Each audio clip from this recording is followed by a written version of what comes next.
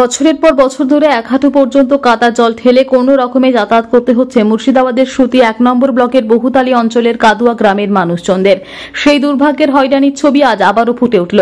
সুতি ১ নম্বর ব্লকের বহুতালী অঞ্চলের কাদুয়া গ্রামের এক ব্যক্তি মারা যান আজ সকালে। মৃত ব্যক্তির নাম আব্দুর রফিক, বয়স ৫৫। তার দেহ কবরস্থানে নিয়ে যাওয়ার সময় এক হাঁটু জল পেরিয়ে প্রবেশ করতে হচ্ছে কবরস্থানে। এলাকাবাসীর অভিযোগ, বারবার পঞ্চায়েত থেকে জেলা পরিষদ প্রশাসনের প্রত্যেকটি দরবারে বহুবার নিবেদন করেও সুরাহা হয়নি। পঞ্চায়েত থেকে প্রশাসনকে বহুবার জানানো হয়েছিল কবরস্থানের ভেতরে যাতায়াতের রাস্তা পাকা করে দেওয়ার জন্য। আবেদন করেও রাস্তা এখনো পর্যন্ত পাকা হয়নি বলে অভিযোগ তোলেন তারা। অল্প বৃষ্টি হলে রাস্তা হয়ে যায় ভয়ঙ্কর। এই রাস্তা ধরেই এবার দেখা মিলল প্রিয়জনের লাশ কাঁধে কাদার মধ্যে কবরস্থানমুখী পরিবারের সদস্যদের।